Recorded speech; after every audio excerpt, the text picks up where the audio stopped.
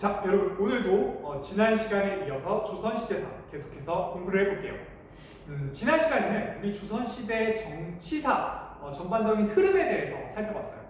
오늘은 뭘 할 거냐면요. 조선시대 국제질서, 외교정책의 변화에 대해서 같이 정리를 해볼 거예요.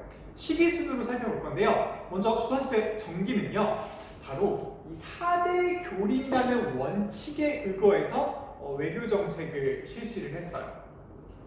4대는 중국에 한 거고 교린은 북쪽의 여진이라든지 외에 대해서 실시한 정책인데요. 먼저 중국, 명나라에 대한 4대부터 살펴보겠습니다.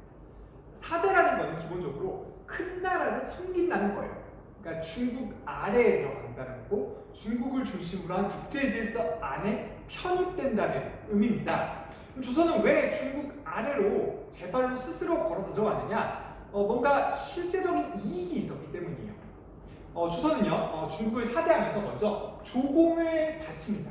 그러니까 황제에 대한 기본적인 예의를 갖추기 위해서 예물들을 바쳐요. 근데 그 예물을 바치면 황제가 더 많은 선물들을 내려주고 그 과정에서 자연스럽게 중국과 조선 사이에서 경제적, 문화적 교류가 이루어질 수 있었어요. 특히 이 문화적 교류 같은 경우는 서적, 책을 통해서 이루어질 수 있었죠.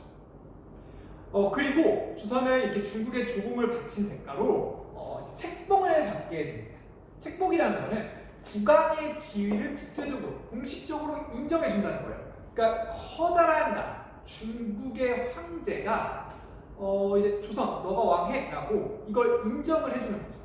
그럼 왕은 뭐가 좋느냐? 바로 이러한 정치적인 지위를 국제사회에서 인정을 받음으로써 왕으로서의 정당성을 갖추게 돼요. 그리고 국왕은 그를 통해서 국내 정치를 안정적으로 이끌어 나갈 수 있겠죠. 그래서 조선은 이렇게 중국으로부터 정치적, 경제적, 문화적 신뢰를 취할 수 있었기 때문에 명에 대해서 4대를 하게 됩니다. 자, 이어서 북쪽과 남쪽에 있던 이웃이었던 여진과 일본에 대해서는 교린이라는 것은 기본적으로 이웃과 교류를 한다는 뜻이에요. 그러니까 중국과 달리 조선은 이 여진과 일본을 이제 동등한 존재로 보고 그들과 교류를 했던 거죠. 먼저 여진인데요. 이 여진 같은 경우에는 회유와 강경책을 썼어요. 그래서 기본적으로는 이제 여진족을 회유를 해서 이들이 조선에 귀순하게끔 해요. 그래서 뭐 주택이라든지 관직이라든지 이런 것들을 하사를 해서 조선으로 편입되게 합니다. 또 한편으로는 무역소를 설치해서 여진족들한테 부족한 물자를 조달을 하고 교류를 함으로써 이 여진족들을 달래죠. 한편으로 이제 여진족이 그럼에도 불구하고 침략을 계속하면요, 이에 대해서는 강경책을 썼어요.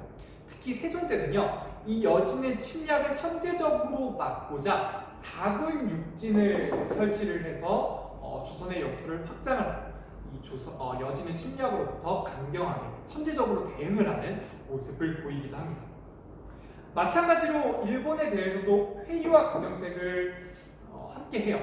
그래서 외부의 침략을 막고 이들을 달래기 위해서 삼포, 세계 이제 항구를 열어서 그들과 공식적으로 교역하고 무역을 하는 그런 길을 열어놓고요. 한편으로는 이제 외부가 그럼에도 불구하고 계속해서 침략을 하고 조선에 피해를 주면 이제 공격을 해요. 특히 이제 세종 때 이종무를 파견을 해서 스시마 섬을 토벌을 함으로써 외부의 근거지를 일약 소탕을 하기도 하죠. 이렇게 조선은요, 중국에 대해서는 4대를 이웃이었던 여진과 일본에 대해서는 교린, 회유하고 강경한 그런 외교 정책을 취했습니다. 자, 이후에는요, 이 조선 사회의 성격을 완전히 뒤바꿔 놓을 큰 전쟁이 하나 터집니다. 바로 이제 임진왜란이죠. 임진년 1592년에 왜 일본이 일으킨 난이라는 뜻입니다. 기본적으로 이 임진왜란은요, 도요토미 히데요시라는 일본의 전국시대의 분열 상황, 혼란스러운 상황을 통일했던 그 사람의 야요계에서 비롯이 됩니다. 그러니까 도요토미 히데요시가 100년 정도 지속되었던 일본의 혼란스러운 전쟁 상황, 분열 상황을 하나로 이제 통일을 해요. 일본 통일을 달성을 합니다. 근데 그 이후에도 이 도요토미 히데요시한테 계기는 이제 말을 잘 따르지 않는 불만 세력이 많았거든요. 도요토미 히데요시는 이들을 달래고 이들의 관심을 밖으로, 특히 조선 침략으로 돌리고자 이제 조선 침략을 강행했고요. 그래서 실제로 히데요시는요, 이제 조선 정벌이 성공적으로 끝나면 자신을 따르는 장수 영주들에게 조선의 영토를 나눠줄 것이라고 약속을 하기도 했어요. 뿐만 아니라 도요토미 히데요시는 섬나라에 갇히지 않고 대륙, 조선, 중국까지 침략을 해서 일본을 더욱 강한 나라로 만들기 위해서 침략을 감행하게 됩니다. 그래서 이로부터 이제 임진왜란이 시작이 됐어요. 그럼 이제 임진왜란의 전개 과정 정리해 보겠습니다. 임진왜란의 전개 과정은요, 정말 간단하게 정리를 하면 이렇게 표처럼 3단계로 나누어 볼 수 있어요. 먼저 임진왜란은 처음에는 일본이 우세했고 이후에 전세가 역전되고 그리고 마지막 단계 정유재난까지. 그러면 순서대로 살펴보겠습니다. 자, 일본은요 1592년 4월 부산을 침략을 합니다. 그리고 그로부터 약 20여일 만에 수도 한양을 함락하는 데 성공을 했어요. 조선은 굉장히 절망스러운 상황이었습니다. 부산에서 당시 한양까지 걸어가도 한 2주면 갑니다. 근데 일본이 수만 명의 병력을 이끌고 수도 한양까지 왔다는 거는 중간에서 이제 일본군을 막는 병력이 없었다는 거예요. 그러니까 조선의 국방력이 굉장히 처참한 상황이었음을 보여줍니다.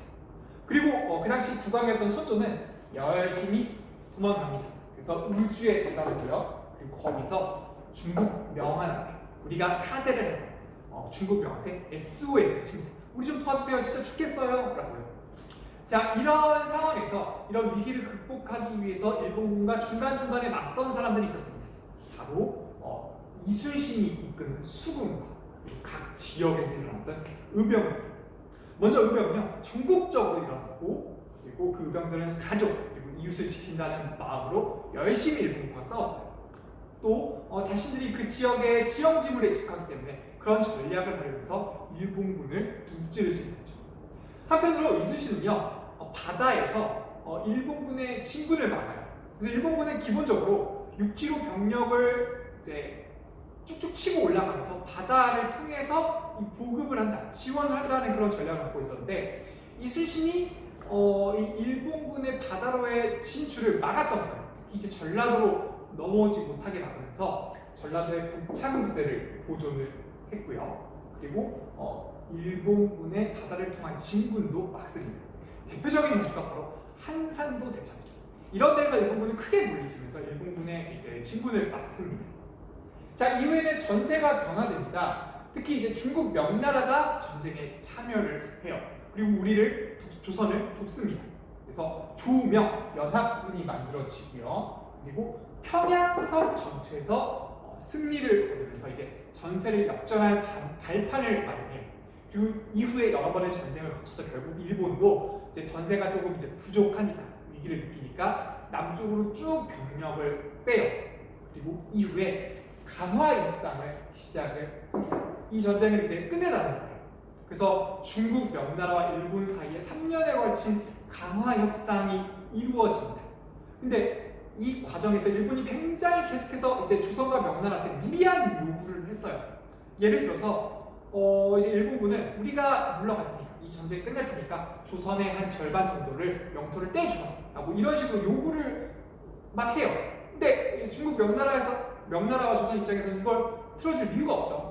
이런 식으로 이제 강화 협상을 했지만 잘 되지 않자 결국에는 다시 한번 전쟁이 빵 하고 터집니다. 정유재예요. 근데 이때는 이제 조선이나 명나라가 충분히 일본이 다시 전쟁을 할 것에 대해서 대비를 해놓은 상황이었기 때문에 전투를 팽팽하게 치렀고요. 결국 이 전쟁을 일으켰던 도요토미 히데요시가 갑자기 사망을 하면서 일본군은 이제 일본으로 퇴각을 하게 됩니다. 이러면서 이 임진왜란이 끝나게 됐어요. 자, 그러면 임진왜란의 결과 살펴볼게요. 임진왜란은 굉장히 긴 전쟁이었고 그 당시 전쟁에 참여했던 국가들 그리고 주변 세력들한테 굉장히 많은 영향을 끼친 큰 전쟁이었어요. 그래서 각각의 나라들 세력들에 어떤 영향을 미쳤는지 한번 볼게요. 일단 중국 명나라는 조선을 도왔죠. 근데 그 과정에서 많은 인명 피해를 받고 경제적인 손실을 봤습니다. 결국 그로 인해서 국력이 약화되었고 조선의 북쪽에서 새롭게 성장을 하고 있었던 여진족한테 중국을 빼앗긴 여진족에 의해서 멸망을 당하게 돼요. 한편으로 이제 중국이 국력이 약화돼서 그 틈을 타서 새롭게 성장했던 여진은요, 부족을 하나로 통일을 하고요. 결국 후금이라는 나라를 세우게 됩니다. 그리고 결국 아까 말했던 중국 명나라를 공격을 해서 중원을 차지하게 되죠.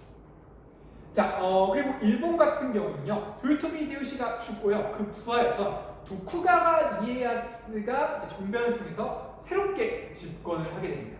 그리고 기존의 교토에서 벗어나서 에도로, 도쿄로 중심지를 옮기고 거기서 새롭게 막부를 개창합니다. 바로 에도 막부가 들어서게 되죠.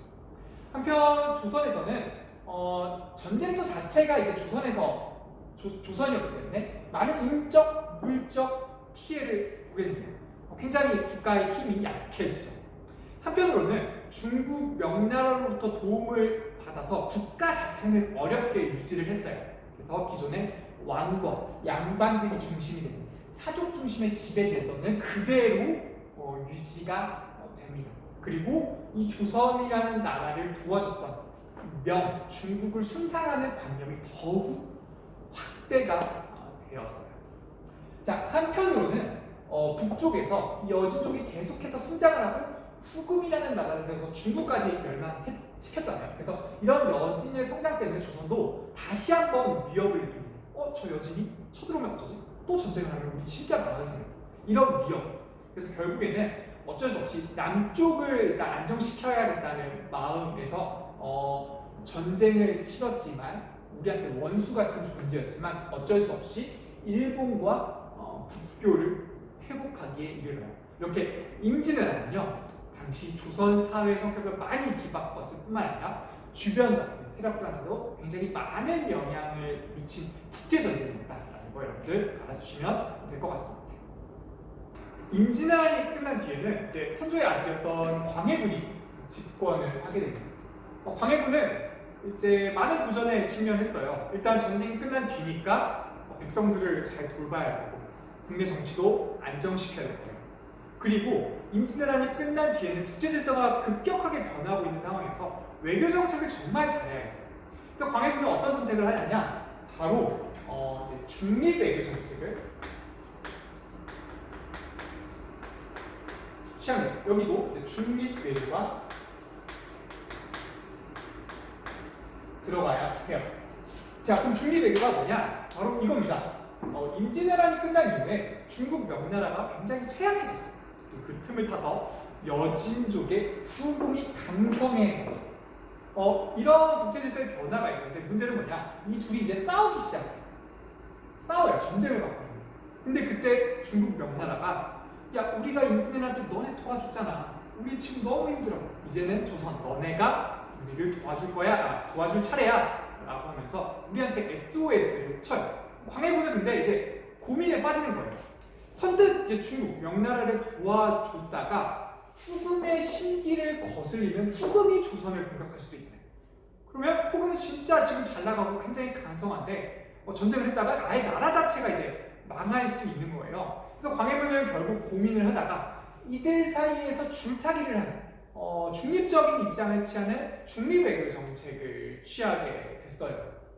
자, 그래서 결국에는 이 후금과의 관계 악화를 이제 최대한 피하면서 조선의 가장 중요한 이제 전쟁 자체를 피하는 그런 효과를 불러일으켰고 결국에는 자신의 정권을 안정화시킬 수 있었습니다. 그러니까 당시 위기에 좀 적절히 대처할 수 있었죠. 하지만 이후에 조금 상황이 바뀌게 됩니다. 자, 그럼 상황이 왜 바뀌었냐? 바로 광해군의 중립 외교 정책이 당시 양반 사대부들의 지지를 못 받기 때문에 언뜻 보면 이 광해군의 중립 외교 정책은 전쟁을 피할 수 있고 국가를 지킬 수 있으니까 굉장히 좋은 정책이라고 생각할 수 있어요. 근데 당시 양반 사대부들의 이제 입장은 달라요. 그들은 이제 기본적으로 의리를 굉장히 중시해요. 그러니까 우리를 국가적인 위기 상황에서 임진왜란 위기 속에서 도와줬던 중국의 은혜를 갚아야 한다라는 생각입니다. 그래서 중국이 지금 명나라가 어려우니까 우리가 도와야 된다고 생각을 했어요. 그래서 결국 이러한 생각을 가지고 있었던 붕당 세력 중 하나인 서인이 정변을 일으키고 광해군을 내쫓아냅니다. 바로 인조 반정이었어요. 그리고 이 인조 반정으로 서인이 이제 정치를 주도를 하게 되면서 실제로 자신들의 뜻대로 친명배금 외교 정책을 하게 돼요.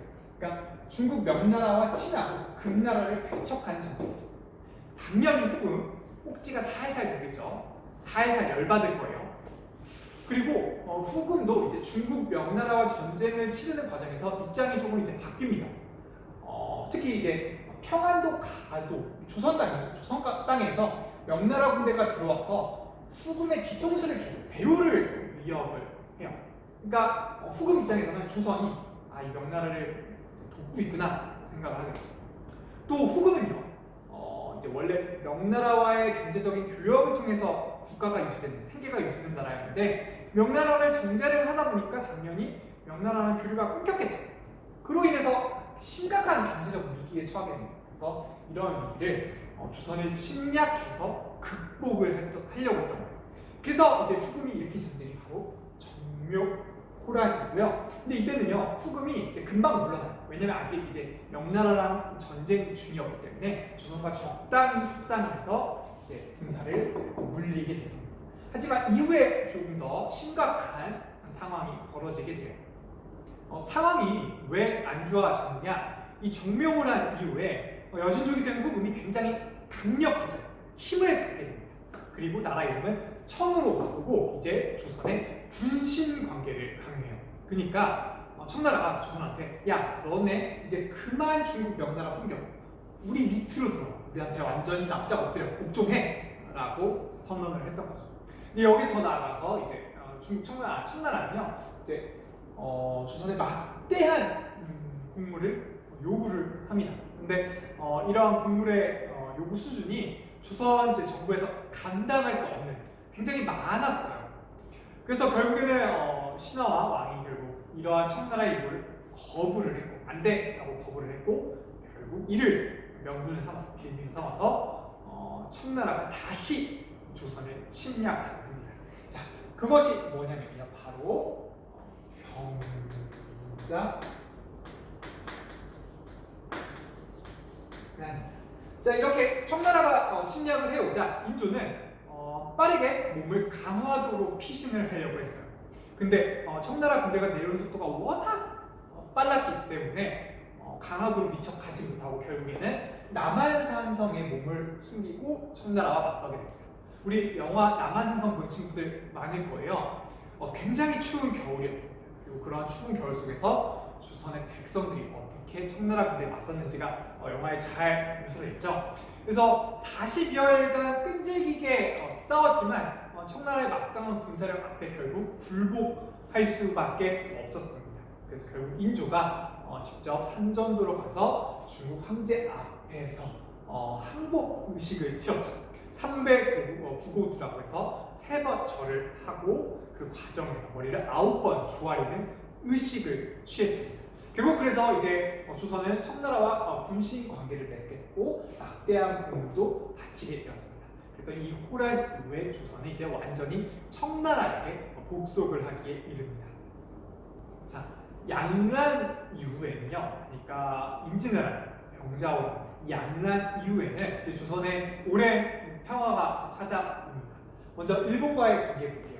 아까 말했던 것처럼 이제 조선의 북쪽에 여진이 강성해지고 있었기 때문에 이를 우려해서 남쪽은 안정시킬 필요가 있었고 어쩔 수 없이 일본과 관계를 회복해요.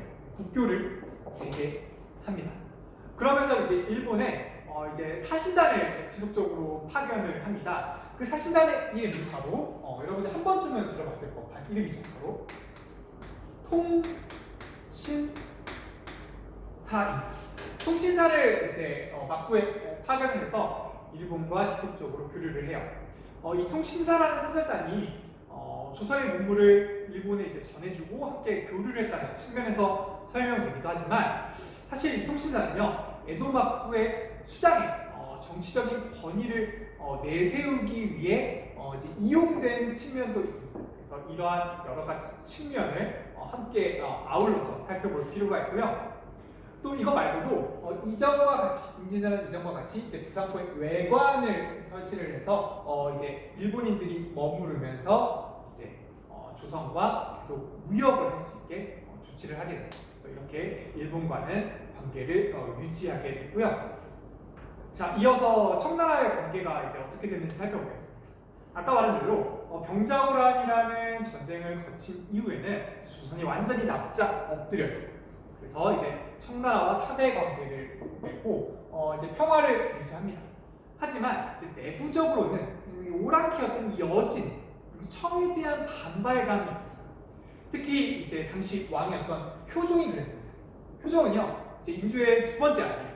국민대군이었거든요. 근데 당시 자기 형이었던 소현세자와 이 사대 관계를 맺고 항복을 할 때 이제 청나라의 인질로 끌려가요. 그리고 오랫동안 몇 년 동안 거기서 억류당한 채 이제 생활을 이어나가게 됩니다.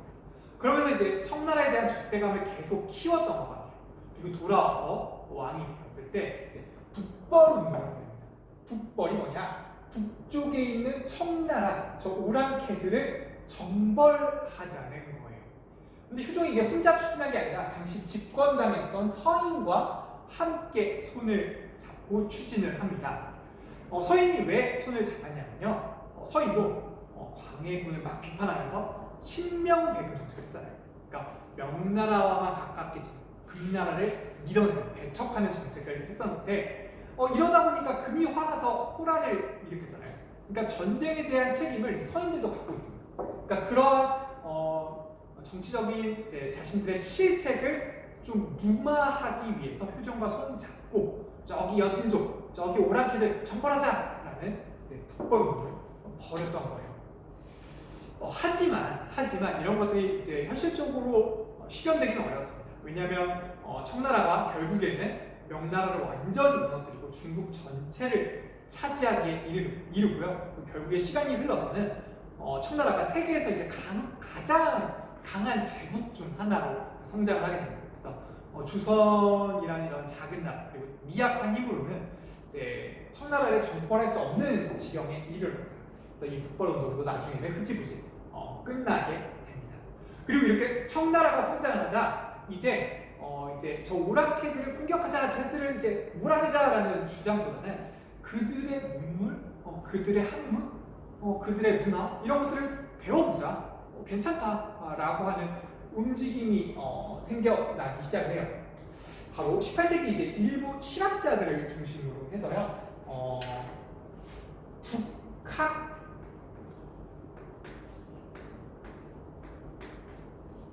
북학이 제기가 됩니다.